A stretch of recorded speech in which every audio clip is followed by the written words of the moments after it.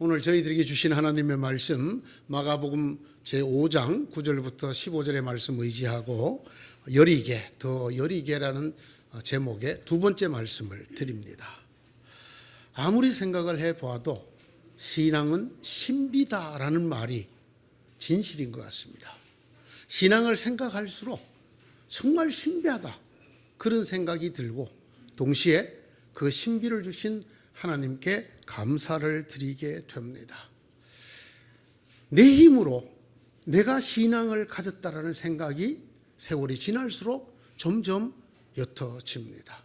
내가 어떻게 신앙을 갖게 되었을까를 생각할수록 놀랍고 신비하기만 합니다. 생각해 볼수록 신앙이야말로 하나님이 주신 선물, 그 선물로서 신비가 분명합니다. 오늘의 말씀을 보면 이것이 더 확연해집니다.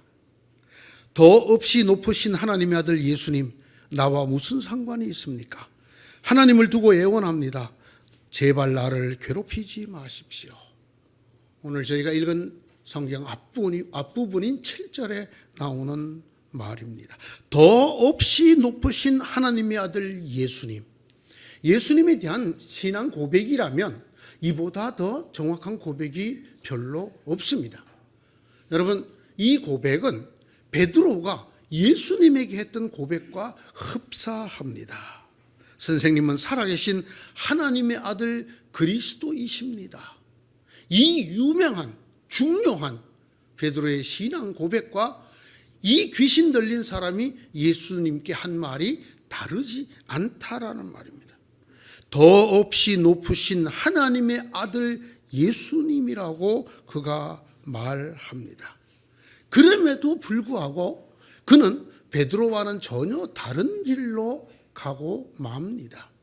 베드로는 우리가 잘 알다시피 그 신앙 고백으로 예수 그리스도께서 내가 너와 같은 신앙 고백을 하는 사람들을 위해 나의 교회를 세우겠다 이렇게 말씀하시고 그를 제자로, 믿음의 수제자로 삼으셨습니다. 그러나 이 사람은 지극히 높으신 하나님의 아들 예수님이라고 불렀지만은 하나님께 맹세하고 나를 괴롭히지 말아 달라고 얘기하는 사람이 되었습니다. 하나님을 두고 애원합니다. 제발 나를 괴롭히지 마십시오. 나를 괴롭히지 마십시오라는 말과 흡사한 내용이 이 본문에 또다시 나옵니다. 그 지역에 있었던 사람들입니다. 돼지를 치던 사람들이 달려나가서 그 도시에 있었던 사람들에게 예수님이 어떤 일을 일으키셨는가, 어떻게 그 귀신 들린 사람을 고쳐주셨는가를 얘기했지만 그 얘기를 들은 사람들은 예수님을 두려워하고 오히려 예수님에게 그 고을에서 떠나달라고 말씀을 했습니다. 처음부터 이 일을 본 사람들은 귀신 들렸던 사람에게 일어난 일과 돼지떼에게 일어난 일을 그들에게 이야기하였다. 그러자 그들은 예수께 자기네 지역을 떠나달라고 간청하였다. 귀신 들린 사람은 예수님 보고 자기를 괴롭히지 말아달라고 하나님을 두고 애원을 했고 그 얘기를 들은 그 지역 사람들은 예수님이 제발 자기들을 떠나가 달라고 간청하였다고 성경이 기록합니다. 믿음에 이르기는커녕 예수님을 거부하는 사람이 되었다라는 말입니다. 언제? 그들이 예수님을 통하여 나타난 하나님의 엄청난 역사, 하나님이 쏟아부으시는 은혜를 보고 예수님을 거부하는 사람이 되었다라는 것입니다. 예수님을 모르기 때문에 아닙니다. 예수님을 못 보았기 때문에 아닙니다. 예수님이 누구신지를 이보다 더 정확하게 말하는 사람은 드뭅니다. 지극히 높은 이의 아들이신 예수님이라고 그는 또박또박 말했습니다. 그러나 이것은 그의 말이지 신앙 고백이 아닙니다. 그렇기 때문에 내가 당신의 제자가 되겠습니다. 당신의 무릎 앞에 제가 엎드려 당신을 따르겠습니다가 아닙니다. 제발 나를 괴롭히지 말아달라. 제발 저희 지역에서 떠나달라. 여러분, 지금도 이런 일을 보는 것이 그리 어려운 일이 아닙니다. 예수 그리스도의 이름으로 일어나는 기적을 보고 예수 그리스도의 이름으로 베푸는 엄청난 은혜를 보고, 그리고 그들은 오히려 예수를 거부하는 사람들, 믿음에 이르지 못하는 사람들이 너무나 많이 있습니다. 우리는 흔히 사람들이 예수 그리스도가 누구신지를 모르기 때문에 믿지 않는다고 생각을 합니다. 그래서 열심히 예수 그리스도가 누구신지를 알려주려고 애를 씁니다. 그러나 사실은 그렇지 않다라는 말입니다. 예수 그리스도를 정확하게 알아도 지극히 높으신 이의 아들이신 예수님, 지극히 높으신 하나님의 아들이신 예수님이라고 알지만 그는 그것을 믿지 않습니다. 그것을 받아들이지 않습니다. 오히려 그분을 거부합니다. 자기에게 가까이 오는 일이 자기를 괴롭히는 일이라고 생각을 하고 그 지역에 계시는 것만으로도 그들에게 불편함이라고 생각하고 떠나기를 간청합니다. 좀 오래된 일입니다. 제가 제 누이 집에 갔다가 그 위에서 이렇게 내려다 보이는데 큰 터에 공사를 하고 있는 게 보였습니다. 사람들이 볼 때 꼭 규모가 백화점을 짓는 그 정도의 규모로 공사를 하고 있었습니다. 알고 봤더니 백화점이 아니라 모 교회가 그곳에 예배당을 짓고 있었습니다. 여러분, 이후에 이 일이 어떤 일로 벌어지는지 아십니까? 사람들이 데모를 합니다. 프랭카드를 쓰고 칩니다. 우리 동네에 교회가 들어오는 거 결사 반대다. 왜 그런지 아십니까? 그들이 예수를 몰라서가 아닙니다. 교회를 몰라서도 아닙니다. 이렇게 만약에 물었다면, 그러면 여기에 퇴폐 유흥업소가 들어오는 게 좋습니까? 교회가 들어오는 게 좋습니까? 물으면 물론 교회가 좋지요. 그럴 것입니다. 그럼에도 불구하고 그들이 그곳에 공사를 중지하라, 이곳에 교회를 짓지 말아라. 왜 그랬을까요? 그 얘기를 듣고는 참 허탈했습니다. 집값이 떨어진다는 것입니다. 만약에 그 지역에 백화점이 들어오면 집값이 싹 올라가요. 그런데 교회가 들어오면 집값이 뚝 떨어진다는 것입니다. 예수가 누군지 알아도, 교회가 뭘 하는 것인지 알아도 모든 사람들이 다 예수를 환영하고 영접하는 것이 아닙니다. 저는 곰곰 생각해 보았습니다. 그 지역에 그 반대 데모하는 사람들 중에 기독교인이 없었을까? 예수 믿는 사람이 없었을까? 우리나라 국민의 20%가 기독교인이라 그러면 무작위적으로 봤을 때 그곳에 있는 사람의 20%는 기독교인이었을 것입니다.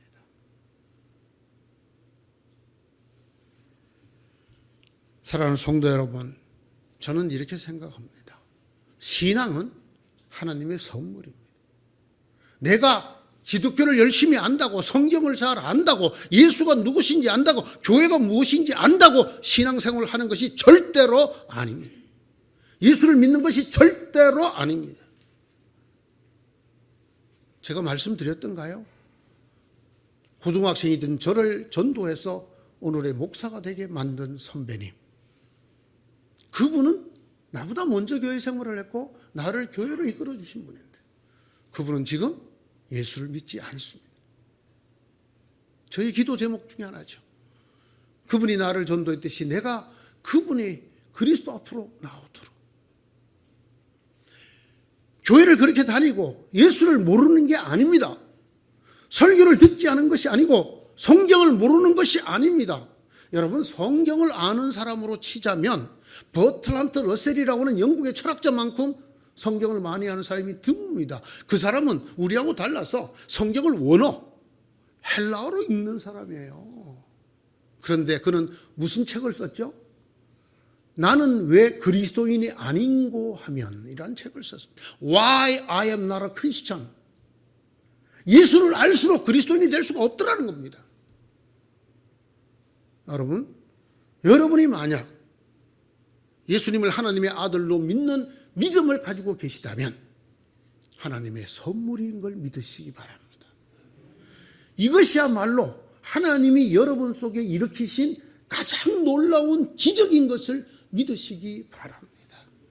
많은 교인들 중에서 이런 분들을 더러 만납니다. 하나님 말씀을 잘 몰라서 그렇다고. 그렇지 않습니다. 믿음은, 하나님을 믿는 믿음은, 예수 그리스도를 구주로 영접하는 믿음은 우리에게 달린 것이 아닙니다. 나의 이성, 나의 지성, 나의 결단, 그런 데 달린 것이 아닙니다. 이것은 오직 하나님 우리에게 베푸시는 은혜고 선물이고, 이거야말로 하나님이 내 속에서 일으키시는 가장 큰 기적입니다. 누가 저에게 묻는다면, 목사님, 하나님이 하시는 기적을 보았습니까? 네, 보았습니다. 제가 하나님을 믿는다는 것 자체가 그 증거고 기적입니다. 저는 이렇게 말할 수 있습니다. 물론 이거 외에도 하나님께서 일으키시는 많은 기적을 보았습니다. 친히 손을 얹고 기도한 적, 혈액암 환자가 낫는 것도 보았습니다. 그러나 그보다 더 큰 일은, 그런 일이 일어났다고 그걸 보던 사람들이 예수를 다 믿는 것이 아니더란 말입니다. 그 가족이 다 예수를 믿게 안 되더라고요. 하나의 해프닝으로 지나가고. 여러분, 진실로 소중한 것은 우리 속에 믿음을 일으켜주신 하나님의 기적입니다. 오늘 이 말씀에서 우리가 받을 첫 번째 메시지가 그것입니다. 지극히 높으신 하나님의 아들 예수님이요 라고 안다고 말한다고 신앙인이 되는 것이 아닙니다. 그러므로 우리 속에 있는 믿음은 하나님의 선물이요, 하나님이 일으키신 은혜요, 기적이라는 것을 꼭 믿으시기를 바랍니다. 본문이 전하는 메시지가 하나 더 있습니다. 이렇게 큰 하나님의 은혜, 이 귀신 들린 이 사람이 고침을 받았습니다. 그런데 이 사람은 고침을 받고 예수님이 그 자리를 떠나려 하시자 이렇게 말합니다. 주님, 저도 주님 곁에 있게 해주십시오.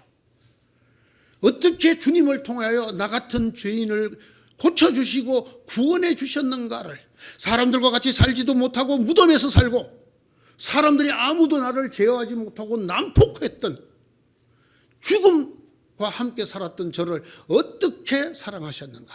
돼지 2,000마리를 희생하면서까지 나를 구해주신 증거로 주님 곁에 있고 싶습니다. 그러나 주님은 그가 주님 곁에 있는 것을 허락지 않았습니다. 이렇게 말씀하십니다. 가서 네 가족에게 고하라. 네 가족에게로 돌아가라. 돌아가서 하나님이 네게 무슨 일을 하셨는가를 네 가족에게 말하라. 주님은 때로 우리에게 이렇게 말씀하십니다. 나를 따라오너라. 주님의 제자들, 그들은 예수님의 이 음성을 듣고 부모와 배와 그물을 버려두고 예수님을 따라 나섰다고 성경이 말합니다. 나를 따라오너라.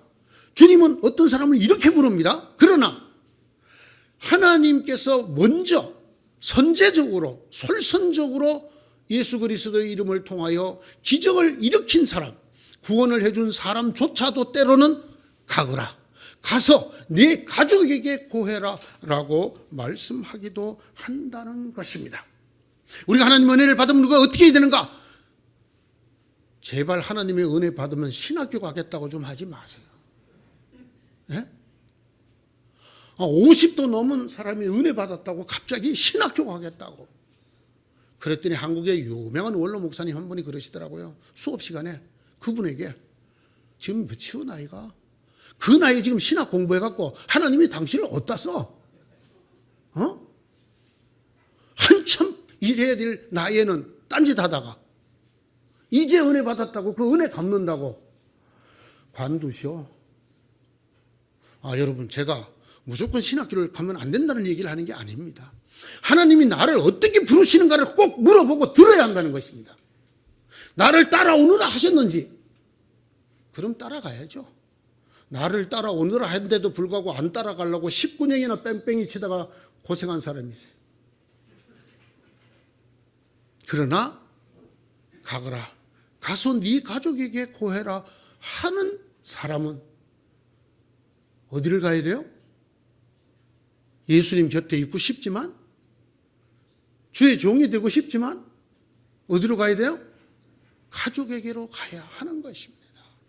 우리를 부르신 이의 소명이 어떤 것인가를 물어보고 해야 된다는 것입니다. 주님, 제가 주님을 따를까요? 제가 가족에게로 가서 이 일을 고할까요? 오늘 성경은 우리에게 이것을 보여주고 있습니다. 여러분, 얼마나 기특합니까?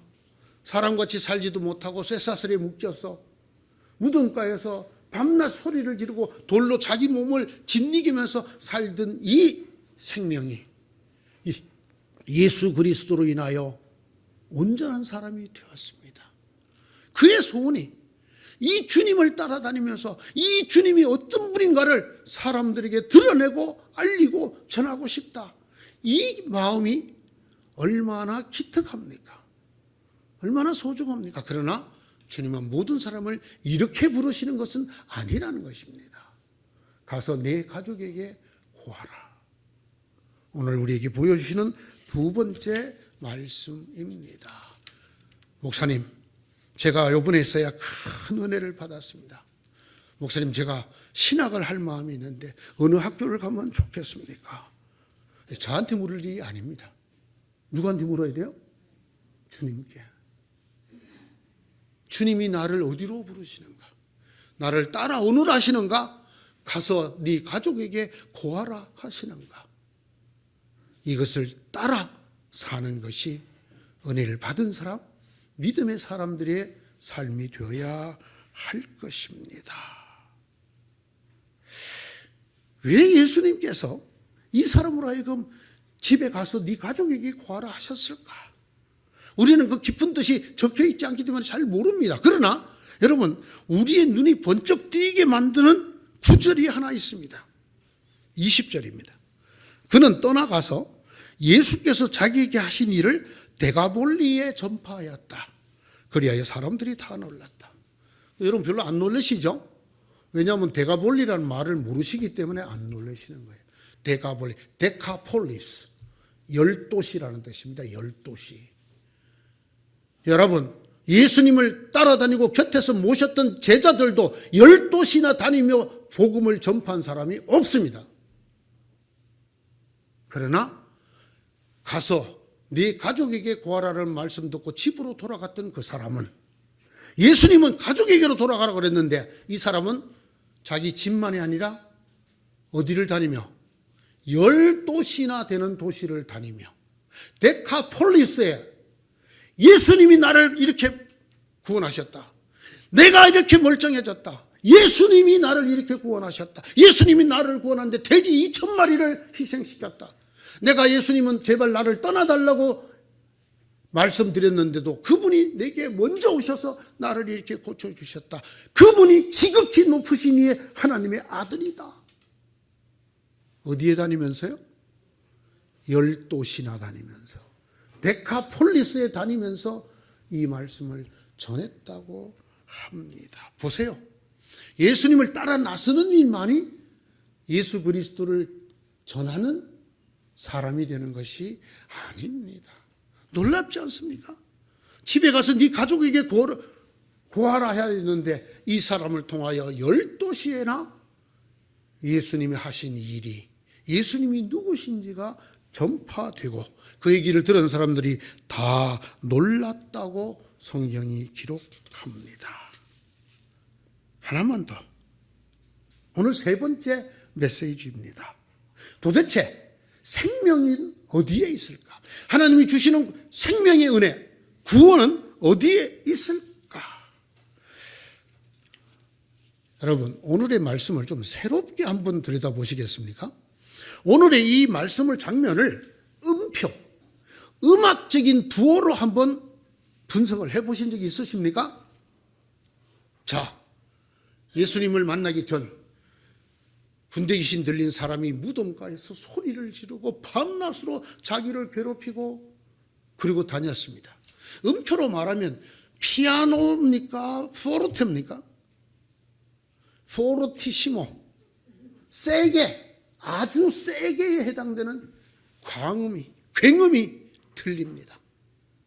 예? 이 사람이 내지르는 소리는 자기 속에 들어있는 2,000마리, 아니, 여러분 레기온이라 그랬으니까 5,000이에요, 5,000.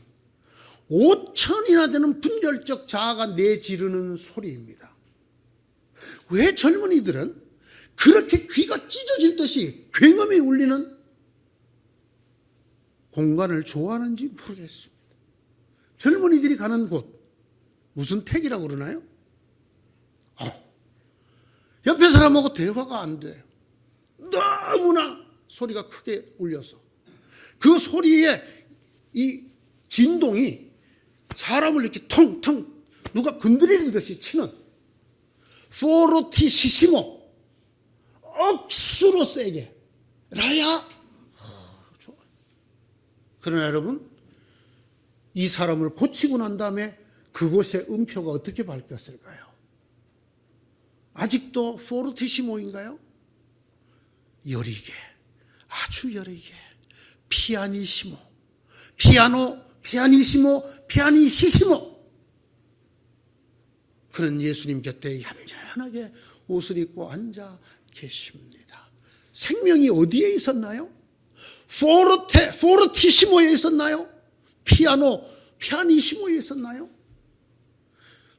주님께서 우리를 구원해 주시는, 우리에게 베푸시는 기적과 은혜는 천둥치고 번개치는 그 굉음 속에 있나요? 바람 소리보다 더 약한 그 잔잔한 평온 속에 있나요? 돼지 2,000마리가 언덕을 내리달라 물에 빠져 죽는 소리는 분명히 더 세게였을 겁니다.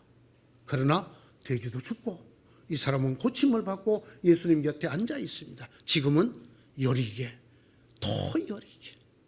피아노, 피아니시모, 피아니시시모가 되었을 것입니다. 생명이 어디에 있다고요? 소란한 가운데 있는 것이 아닙니다. 굉음 속에 있는 것이 아닙니다. 요란을 떨고 그냥 통성 기도를 하고 그냥 박수를 치고 북을 치고 그냥 방방 뜨고 입신 기도를 하고 그래야 하나님의 은혜를 받는 것이 아니단 말입니다. 여러분, 엘리야를 기억하십니까? 엘리야가 하나님을 뵙던 장면을 기억하십니까? 크고 강한 바람이 주님 앞에서 산을 쪼개고 바위를 부수었으나 그 바람 속에 주님께서 계시지 않았다. 그 바람이 지나고 난 뒤에 지진이 일었지만 그 지진 속에도 주님께서 계시지 않았다. 지진이 지나가고 난 뒤에 불이 났다. 그 불 속에서 주님께서 계시지 않았다. 그 불이 난 뒤에 부드럽고 조용한 소리가 들렸다.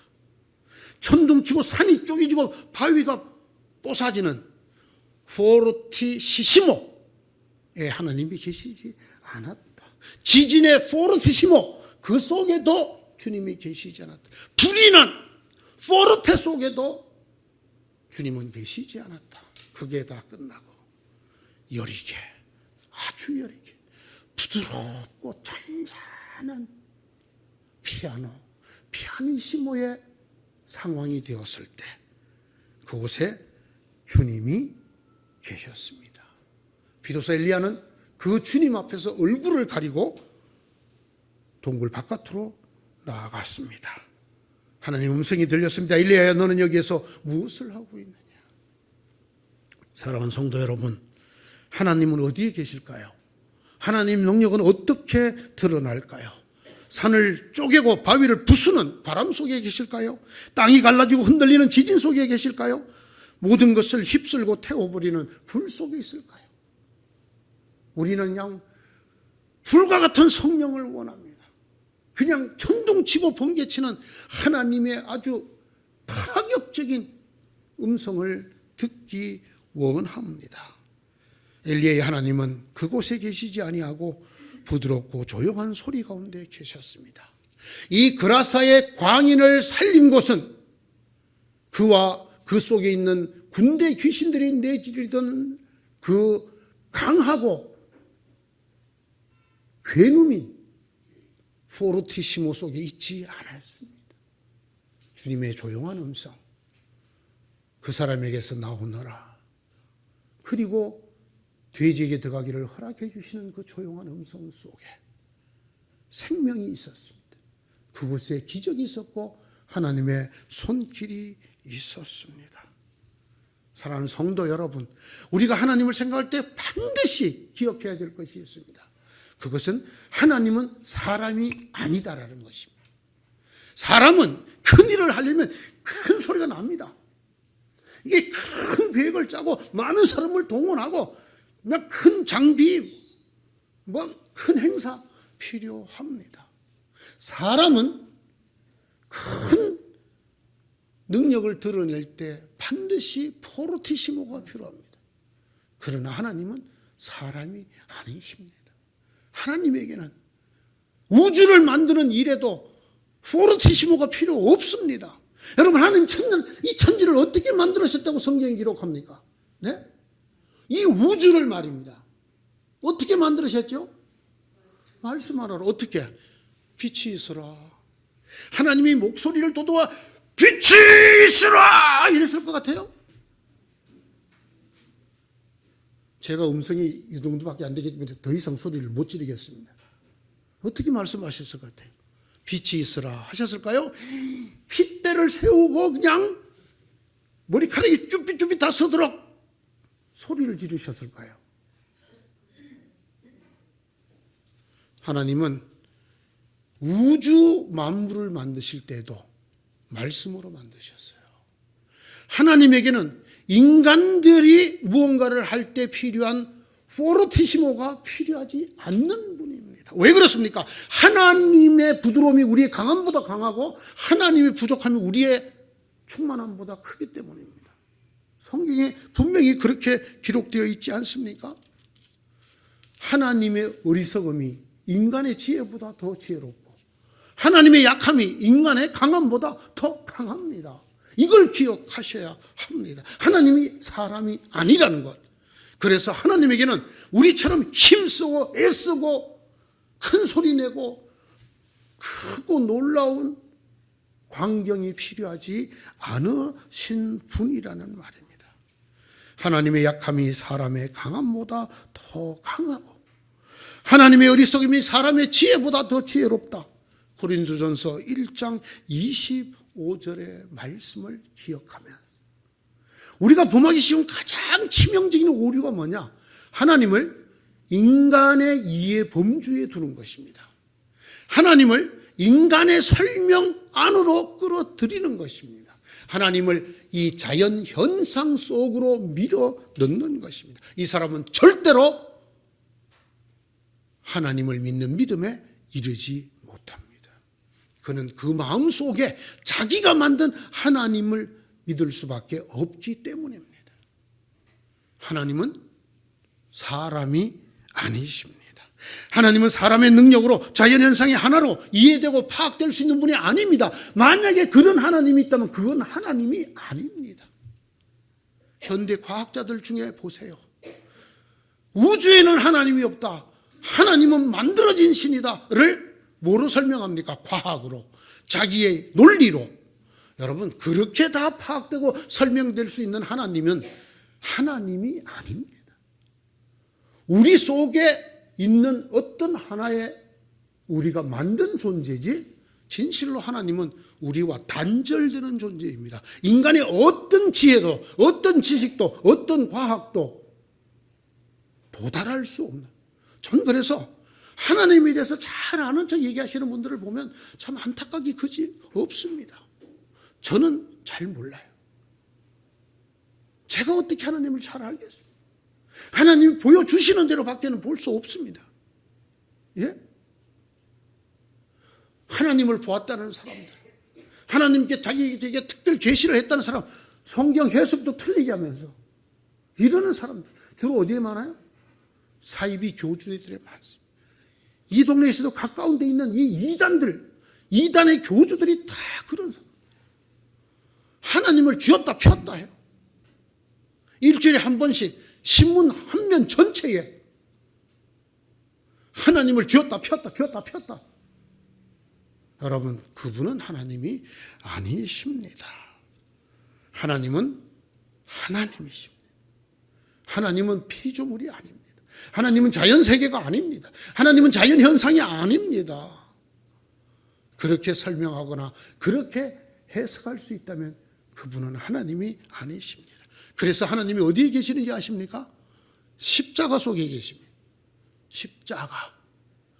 하나님의 백성이라고 하는 사람들, 하나님의 말씀을 받았다고 말하는 유대인들은 십자가가 어떻게 느껴졌다고요? 가까이 할 수 없는 더러운 것, 꺼리는 것이었습니다. 세상에서 제일 지혜롭다고 하는 사람들, 세상의 철학의 발원지라고 말하는 그리스 사람들, 그 사람들은 십자가를 보고 뭐라고 그러냐? 저 어리석은 거, 저게 말이 되냐? 그러나 여러분, 하나님이 무엇을 통하여 그의 아들 예수 그리스도를 드러내셨나요? 십자가를 통했습니다. 하나님께서 어떻게 하나님의 생명을 저희들에게 전해주셨나요? 십자가를 통해서. 누가 하나님을 배운 사람이 있습니까? 십자가의 예수 그리스도가 하나님을 보여주셨습니다. 인간의 어리석은 것, 인간이 꺼리는 것, 그 하찮은 사형틀이었던 십자가를 통해서 하나님이 자기의 사랑을 드러내시고 하나님의 능력, 구원, 생명을 이 땅에 주셨습니다. 사랑하는 성도 여러분, 성경이 말하는, 기독교가 말하는 우리의 아빠, 아버지 되시는 하나님은 포르티시모 속에 계시지 않습니다. 더 세게, 기도도 더 세게, 더 빡세게. 한국 사람들이 이거 참 좋아해요. 예? 전 세계 2000년 넘는 기독교 역사에서 매일 새벽에 빡세게 기도하는 민족, 어느 민족이게? 네? 새벽 기도로도 힘이 안 차. 그래서 앞에 특별자를 하나 붙여. 특별 새벽 기도예요. 이건 또 기도하고, 새벽 기도하고 어떻게 다른가요? 이건 특별하다는 거야. 왜? 더 빡센 기도라는 거야. 누가? 담임 목사가. 그냥 막, 이때, 특별 새벽 때 오면 그냥 빡세게 그냥 안수해주고 그냥 막, 하나님의 은혜가 그냥 폭포수처럼 쏟아지고 그냥 막, 우르릉 쾅쾅 쏟아지고. 이게 또 힘이 안 차. 뭘 해요? 40일 특별 기도회. 40일간 뿌리를 뽑는 거예요. 그냥 40일 동안에 나오나 안 나오나 도장 다 찍어가면서, 안 나올까 봐 중직자들 그냥 하루하루씩 돌아가면서 찬양대 세워가면서 그냥 막 새벽을 뽀개리로다. 새벽을 깨우리로다가 아니라 새벽을 뽀개리로다. 저는 그런 걸 볼 때마다 저분들이 믿는 하나님은 천둥번개, 산을 쪼개고 땅을 흔들고 갈라지게 하는 그 속에 계시는 하나님인가 보다. 저분들은 포르테 갖고 하나님을 못 만나. 그러니까 포르티시모, 이제 갖고도 못 만나. 이제는 어떻게? 포르티시시모. 그래서 기도할 때도 아빠, 아버지, 이게 기도가 안 돼. 예? 어떻게 해요? 믿습니다도 그냥 주님 믿습니다가 안 돼. 어떻게? 포르테. 믿습니다. 이거 갖고도 힘이 안 차. 은혜가 안 돼. 그러면 어떻게 해요? 하나 더 높여. 포르티시모. 믿음. 시옷이 3개나 돼요. 그래도 안 되면 포르트시시모. 이걸 왕시옷이라 그래. 일단 한번 진저리를 쳐. 믿음. 그렇게 해야 만날 수 있는 하나님. 여러분, 오늘 마가복음에 나오는 이 하나님은 그런 하나님 아닙니다. 그런 하나님 아니에요. 이곳에 우리가 묻습니다. 하나님의 능력이 어디에 있던가요? 포르테에 있던가요? 피아노에 있던가요? 세게, 빡세게 있던가요? 여리게, 더 여리게 있던가요? 여리게, 더 여리게. 우리 하나님은 여러분이 빡세게 기도를 안 해서 응답해 주지 않는 분이 아니십니다. 누가 그러더라고요. 제가 고등학교 때 주님 처음 영접하고 하도 가족들이 아침에 기도 못하게 해서 화장실에 가서 기도했다고 그랬더니 그게 또 은혜가 안 된다는 사람도 있더라고요. 암만 그렇지만 화장실의 기도가 뭐예요? 죽으면 죽으리라 하고 형님이 이단 옆차기 할 때 그걸 맞으면서 기도할 것이지. 화장실. 모르겠어요. 제가 만난 하나님은요, 감남산, 삼각산, 청계산, 하늘산, 저는 그런 데 가본 적이 없구만이라. 없어. 저는 기도하다가 하나님 하고 기도가 북받쳐오르면 저 들어 눕구만. 아빠 마음대로 해. 아빠 알아서 해. 아빠. 왜? 내 아버지인데. 아빠, 내가 꼭 이거 필요해. 그래야 들어주나요? 우리 하나님 그런 하나님 아니에요. 사랑하는 성도 여러분, 오늘 설교 제목이 뭔지 궁금하셨죠? 이게 음표예요, 음표. 피아노, 피아니시모라는 말이에요. 찬양대 여러분 이게 싹 이해가 되죠? 우리 하나님 어디 계시다고? 피아노 속에, 피아니시모 속에 계시다. 하나님의 능력이 언제 나타난다고? 포르테 속에가 아니고 피아노 속에, 피아니시모 속에 주의 은혜가 넘친다고. 이런 하나님의 은혜 속에 사는 여러분 되시기를 축원합니다. 기도합시다. 하나님, 저희들이 자꾸만 하나님을 인간의 하나로 생각하는 참 어리석음을 범합니다. 그래서 내가 이렇게 간절히 강하게 기도해야 들어주시리라 생각하고 하나님에게 뇌물을 바쳐서라도 40일 특별 새벽 기도를 해서라도 이렇게 강하게 기도하고 어필해야만 들어주시는 하나님이라고 착각합니다. 하나님은 천지를 지으실 때도 조용히 말씀으로 지으셨습니다. 이 군대 귀신 5,000명이 넘는 자아 분열증 환자를 고치실 때도 조용히 고치셨습니다.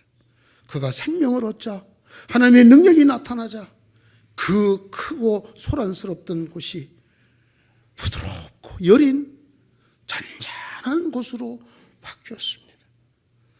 오 아버지 하나님, 우리에게 이 하나님 곁에 있는 믿음을 더 많이 허락하여 주옵소서. 주님과 손을 꼭 잡고 있는 거로 우리의 기도가, 우리의 신앙이, 우리의 헌신이 더 부드럽게, 더 부드럽게 피아노, 피아니시모로 나아가는 그런 생명의 자녀들, 은혜의 자녀들 되게 하여 주시옵소서. 예수님 이름으로 기도드리옵나이다. 아멘.